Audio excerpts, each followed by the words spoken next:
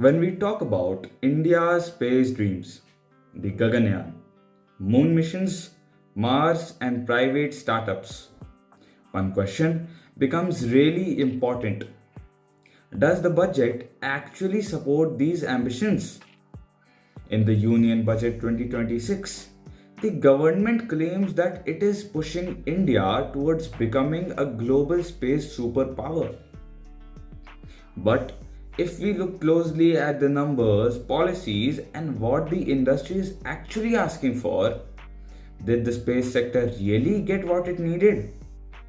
So, in this video, we will break down how much money the space sector got, what changed after COVID, why startups are still struggling, and why experts say inertia model continues.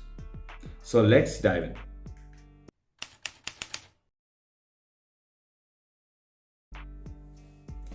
Now first let's look at the overall budget. India's space program has finally moved out of its post-pandemic slump. Since 2012 to 2013, India's space budget has grown by 182%.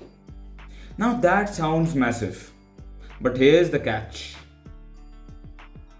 Most of this growth happened between 2014 to 2019. In the last 5 years, budget growth has been slow and cautious. In fact, the 2019 to 20 spending of rupees 13,017 crore kind of became a ceiling. Due to COVID, delayed missions, and rescheduling, ISRO struggled to spend more than this amount for several years. But the budget 2026 finally changes that. The 2026 to 27 budget is estimated 5.3% higher than the pre-pandemic peak. This clearly signals that the lost years of COVID are finally gone. The Department of Space is planning bigger operations than ever before.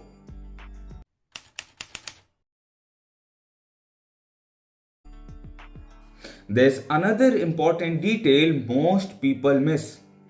When we include New Space India Limited or NSIL, which is expected to generate 1403 crores from its own internal resources, the total spending on India's space ecosystem reaches 15,000 crores. So, yes, the space public program is stabilizing. ISRO has enough money for Gaganyaan, planetary missions, and operational continuity. But here's where the real problem begins.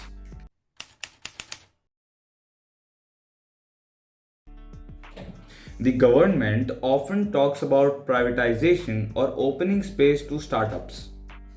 But the budget tells a different story. Almost all the money still directly goes to ISRO, with only administrative funding to InSpace, the agency meant to promote private players.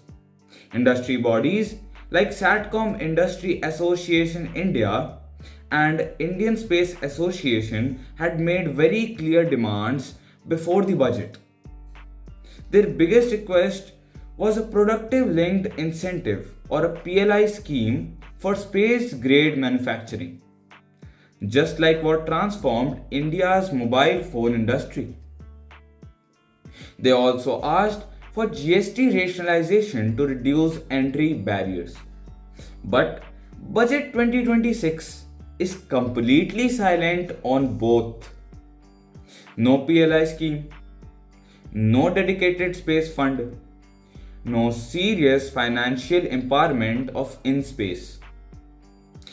Instead of becoming a facilitator, the government continues acting as a funder of its own agency, the ISRO.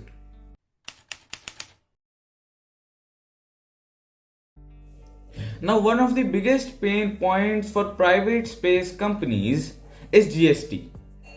Here's the problem. Space company pay high GST to import raw materials and components, but their final products like satellite services are GST exempt.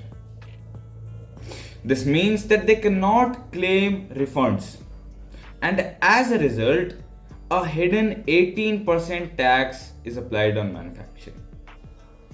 This makes made in India space hardware more expensive than foreign alternatives. So, industry associations have demanded a zero rated GST regime like exports. But again, the budget ignored this. Then comes the infamous Death Valley. This is a phase between heavy R&D spending and first commercial revenue. Space startups have to burn cash for 5 to 7 years before seeing returns. So they asked for tax holidays and R&D tax credits, but none were provided. And as a result, the entire financial risk stays with the private companies, discouraging real innovation.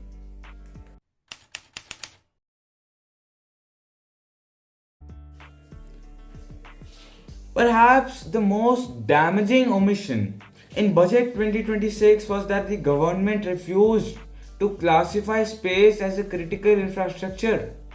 But why does this matter? So, critical infrastructure status allows access to long term low interest loans.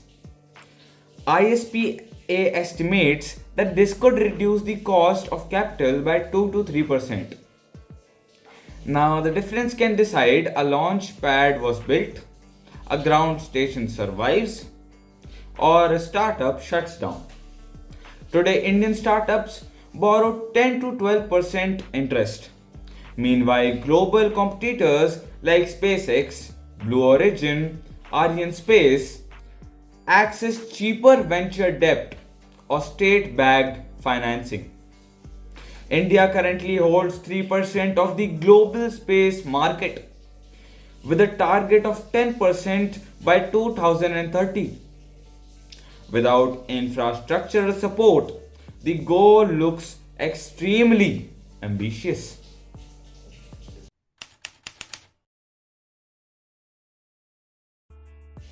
So, to be fair, the government did announce a rupees 1000 crore VC fund in earlier budgets. It was approved, placed under InSpace, and rupees 150 crores were allocated last year. This fund helps with equity investment, and that's good. But industry experts are clear. Equity alone cannot fix structural problems. It doesn't solve GST traps, high debt costs, and infrastructure financing. So while innovation is encouraged, on paper, execution remains weak.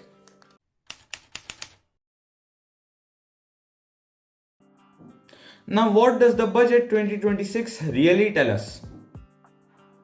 ISRO is financially secure. Big missions are safe. But the private space ecosystem is still stuck.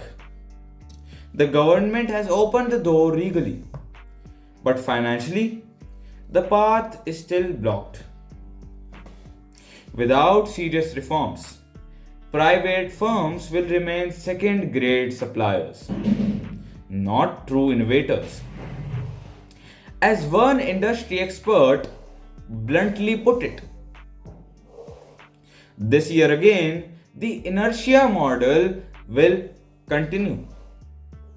And unless that changes, India's space dreams may remain government led, not globally disruptive.